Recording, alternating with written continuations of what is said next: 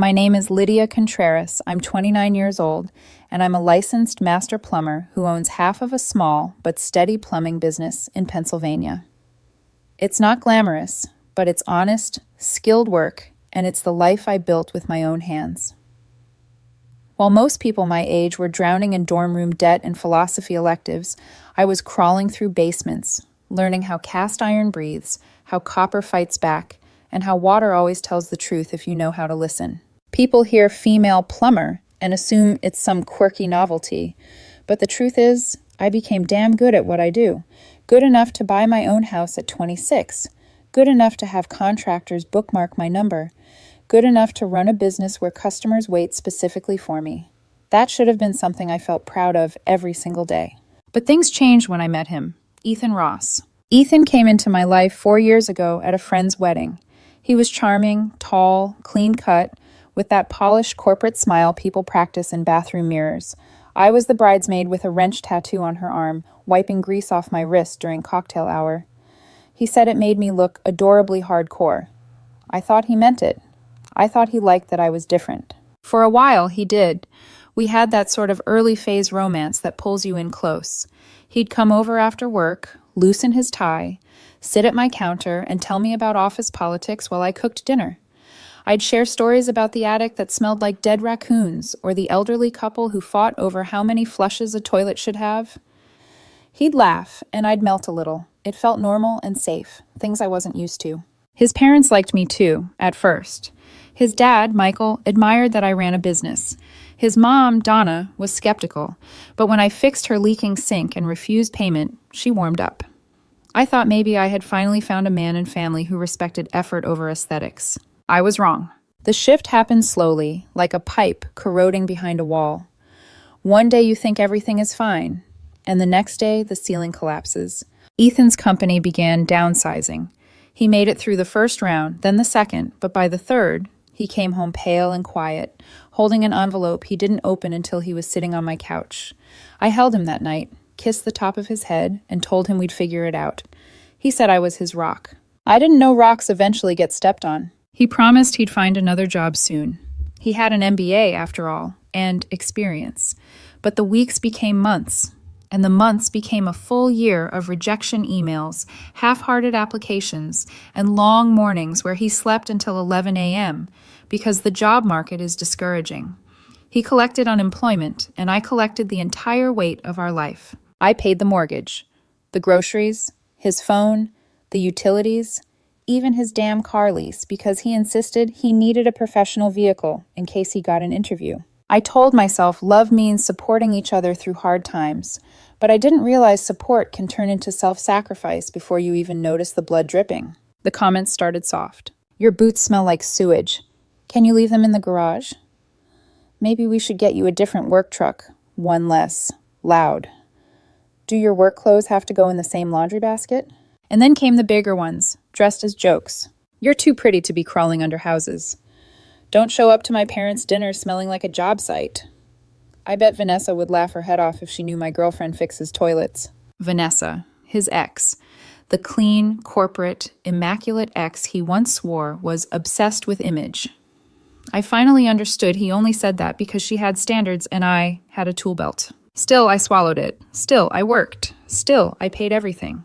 When his student loans became a monthly panic attack, I told him, "Your debt is our debt. I'll help you." He cried like I'd saved his life. I paid off $45,000 over 2 years. He posted, "Finally debt-free, dreams come true," online. I wasn't mentioned. I wasn't even in the photo, just him, smiling with a latte. But I told myself love doesn't require public credit. I told myself he was just struggling. I told myself I had time to be appreciated. One day, after a particularly brutal morning involving a flooded apartment, tree roots, and a smell I cannot describe without losing you as a listener, I came home completely soaked in sweat and grime. My shirt clung to me, my boots squelched, my hair was plastered to my forehead. I wanted nothing more than a shower. Ethan was on a video call with his old coworkers, the very types who comment on LinkedIn posts like they're auditioning for an MBA commercial. I saw Vanessa's name in the chat list. He muted himself, or thought he did, and leaned back in his chair. I passed behind him, exhausted, barely able to lift my arms. My boots thumped across the floor, loud enough to announce I was home. And that's when I heard it. I swear, man, I can't wait until I can afford my own place again. Dating a plumber is honestly killing me. Every time she comes home looking like that, I lose respect for myself. I didn't breathe, I didn't move, I didn't blink. It felt like a pipe inside my chest burst clean open, flooding everything. He didn't notice me. He didn't flinch. He didn't even lower his voice. His friends chuckled. Someone said, "Dude, you need a woman who fits your brand. That's not it." My hand shook, not from the day, but from the truth settling into my bones. The man whose life I'd been financially carrying for more than a year. The man whose debt I cleared. The man who lived in the house I paid for. The man I loved. Was ashamed of me. Ashamed of my job. Ashamed of my sweat. Ashamed of my effort. Ashamed of the hands that kept the lights on above his head. I stood there in the hallway, covered in the filth of an honest day's work, and stared at the man who thought he was too good for me. And for the first time in months, I didn't feel tired. I felt awake. I stayed standing in that hallway for a few seconds that felt like hours, watching the back of Ethan's head as he kept complaining about me to people who had never even met me. My heartbeat wasn't fast, just heavy, like something inside me had finally stopped pretending. I walked into the living room slowly, boots leaving faint smudges on the hardwood. Ethan finally noticed me in his peripheral vision. His expression twitched, then froze. He scrambled to mute his call, this time for real, and turned in his chair. "Lydia, hey, you're home early." I stared at him. "What did you just say?" His face drained of color. What do you mean?" "You said dating a plumber is killing you," I replied. "You said you lose respect for yourself when you see me come home from work." Silence. He blinked hard, like he was trying to reset the scene. "Lydia, you misheard. That's not what I meant." I was standing 6 feet away, Ethan. I didn't mishear. He opened his mouth, closed it, opened it again. "It was just a joke." "No one was laughing except the men who agreed with you." He pushed out a breath and stood up, running a hand through his hair in that dramatic way he always did when he wanted to stall. "Look, you walked in covered in filth. Of course I'm flustered. I'm on a call with people from my old job. I don't want them to think my life's falling apart." "I'm the reason your life isn't falling apart," I said quietly. That hit him. His jaw clenched. He sighed, walked toward the kitchen, and grabbed a glass of water like he needed a prop to hold. "Okay," he said finally. "Fine, maybe. Maybe I said it, but you're taking it the wrong way." "Try me." He leaned against this counter, arms folded. It's embarrassing sometimes, Lydia. You come home looking like you wrestled a sewer. And my friends, we come from different worlds, you know? They don't get it." "And you don't defend me?" "What am I supposed to say?" he snapped. "My girlfriend crawls under houses for a living. They already think I downgraded after Vanessa." There it was, the ghost he'd never let die. "Downgraded?" I whispered. He hesitated, and that hesitation told me everything. He didn't think he downgraded. He believed it. "Vanessa has a real career," he said softly, like that made the knife gentler. "She looked the part. She fit the image." "That's what this is about," I said. Image. He set the glass down too hard on the counter. "I've been unemployed for over a year. My life feels pathetic. And then I look at you coming home covered in mud and grease and... God, Lydia, I just feel worse. I feel like I'm failing." "I supported you," I reminded him. "Emotionally, financially. I never once threw it in your face." "I didn't ask you to pay my loans," he snapped. "You cried on my shoulder when I offered." He flinched. "And when you got debt-free," I said, "you bragged online like you did it all yourself." "That's not fair." "What's unfair is pretending the person who saved you is the one who ruined your image." He walked past me, pacing the living room like a caged animal. "I'm trying, okay? It's just hard seeing you covered in that stuff, and then knowing you make more money than I do." "You haven't worked in 14 months, I reminded him. "That's not the point." "It absolutely is." His pacing stopped. He turned to me, face twisted. "You're almost 30, Lydia. Don't you want something more? Something better than crawling through other people's filth?" "I own a business." "It's not a career." I laughed, a sound that didn't feel like mine. "I make more than you ever did. I bought this house. I keep us afloat. And you're ashamed of me?" He looked at me with something sharp in his eyes. "I'm ashamed of how you look when you come home, and how it makes me look." Everything inside me went silent. "And let's be real," he added, voice low. "You're not exactly feminine when you're covered in dirt every day. My friends think I'm dating a construction worker." Vanessa said. "Don't finish that sentence." He swallowed. I stared at him for a long time before I said it. "You need to leave." His head jerked. "What?" "You heard me. Get your things. You're leaving tonight." You're being dramatic. I'm being done. He laughed nervously, like I was joking. Lydia, come on, this is our home. This is my home, I corrected. My mortgage, my bills, my life. You can't kick me out. You've lived here for free for 14 months. You don't contribute, you don't respect me, and now you're telling people I'm killing you? No, you don't get to stay. He blinked hard, anger rising. Where am I supposed to go? Your parents, your friends, anyone who thinks you deserve better than a plumber. That's not fair, he said again, voice cracking with a mixture of anger and panic. What's not fair, I replied quietly, is loving someone who feels embarrassment instead of gratitude. He moved toward me like he might reach for my hand, but I stepped back. Lydia, please, I didn't mean it like that. I'm stressed. I feel like nothing. You feel entitled, I cut in. Not insecure, entitled. And I'm done pretending you're someone you aren't. His mouth opened, then closed. He grabbed his keys and threw them on the counter. Fine, he said. You want me gone? I'll go. But don't come running back when you realize no man wants to deal with this. With what? I asked. He gestured at me. My boots, my clothes, the drying grime on my arms. All of that. No one wants a woman who smells like drain pipes. My heart didn't break, it hardened. I'd rather smell like work, I said, than like a man who thinks he's too good for it. His chest rose and fell. He stared at me long enough for me to see the truth in his eyes. He never valued me. He valued what I did for him. He grabbed a backpack, stuffed in 2 shirts, his laptop, and left without looking back. The door slammed. The house fell completely silent. For a moment, I stood in the middle of the living room, breathing through the sting in my chest, the grime drying on my skin, the echo of his words dripping through the air. Then something remarkable happened. I didn't cry, not a single tear. I just exhaled and felt lighter than I had in months. Ethan was gone, but his presence lingered in the house like humidity, heavy, stale, unwelcome. His keys on the counter, his empty mug in the sink, the faint scent of his cologne in the hallway. It all felt like clutter from a life I was no longer living. I showered slowly that night, letting the hot water rinse away the filth from the apartment back up, but also the heaviness of the past year. Every time I closed my eyes, I heard his voice again.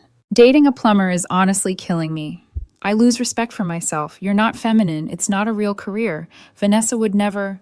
My hands clenched tighter each time, but I still didn't cry. I wasn't sad. I was furious. Not just at him, at myself, for carrying a man who had never once tried to stand on his own. By morning, my phone was buzzing nonstop. 3 missed calls from his mother, 3 from Ethan, 1 text from his dad. I'm sorry about everything. Stay strong. And a single message from an unknown number. You don't know me, but I think you should hear something about Ethan. I ignored all of them at first. I threw myself into work. Calls, contracts, clients, clogged toilets, leaky faucets. Honest problems with honest solutions. Real people who respected real effort. Around lunch, my business partner Rick looked at me and said, "You okay? You're working like you're outrunning a demon." I shrugged. Maybe I am. Rick didn't push. He never does. That's why we work well together. The social media explosion. That afternoon, I finally checked my phone again. Ethan hadn't just called, he had posted. A long, dramatic paragraph on Facebook about escaping a toxic relationship with a woman who used money to control him and made him feel worthless. He ended it with, "Sometimes leaving is the only way to save yourself." The comments were full of people saying, "Stay strong, King. You deserve better. She sounds controlling. No woman should make you feel small." I stared at the screen with a calmness that felt unnatural. Control him? I paid his bills. I paid his loans. I kept a roof over his head. He wasn't escaping abuse. He was escaping accountability. Then my phone buzzed again. That unknown number. Vanessa Price. His ex. I'm not trying to stir drama. I saw Ethan's post. I felt like you should know he did the same thing to me. My breath caught. She continued. He pressured me to look a certain way, act a certain way, be on brand for him. He loved the idea of dating a woman with a fancy job, but he never respected the work it took.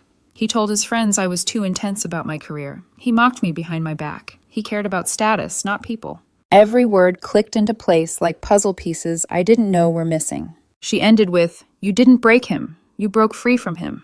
I thanked her, genuinely, for the truth, for the context, for the validation I hadn't known I needed.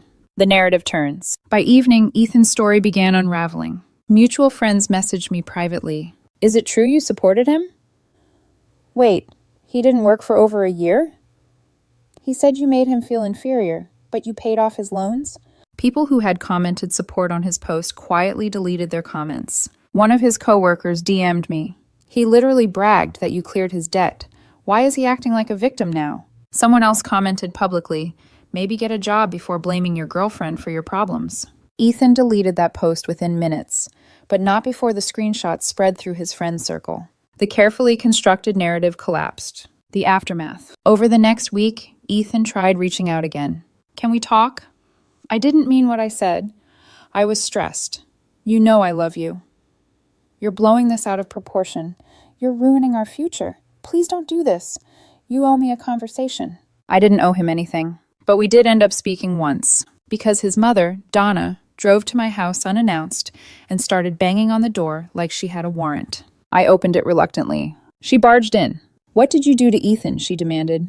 He's devastated. He said you kicked him out while he's at his lowest. What kind of woman does that? I stared at her calmly, the kind who refuses to be disrespected. He said you threatened him, that you used money to control him. My mortgage, my utilities, my groceries, my car, my house. I didn't control him. I carried him. He's been depressed, she said, struggling. And I supported him for 14 months, I said. But depression doesn't give him the right to insult my work, my body, or my existence. She opened her mouth but stopped when Ethan walked in behind her, eyes red like he'd rehearsed the perfect tragic expression. Lydia, he whispered, please, I didn't mean any of it. I felt small. I held his gaze. Feeling small doesn't give you permission to make someone else feel smaller. His lip trembled. I miss you. You miss stability, and you miss convenience. He swallowed hard. You don't miss me, I continued. You miss what I did for you. That's not true. Ethan, I said softly, you don't love me. You love the idea that I'll hold everything together while you fall apart. His mother gasped. He looked shattered. His father, who'd followed quietly, looked relieved that someone had finally said the truth out loud. Ethan took a step forward, voice shaking. I can change. I shook my head slowly. I'm not someone you tolerate, I said. I'm someone you respect. Those words hung in the air like a verdict. And for the first time, Ethan didn't argue. He just cried silently, shoulders shaking, knowing the door had finally closed. His mother tried to speak, but his father put a hand on her arm and shook his head. Let's go, he said. She's right. They left. The house was silent again. But this time, the silence felt clean. Light, like something toxic had finally been drained from the pipes. I stepped outside, breathing in fresh air that didn't hurt anymore. My phone buzzed. Rick again. A new contract landed, a big commercial client. Congrats, he texted. We're growing. And for the first time in a long time, I smiled without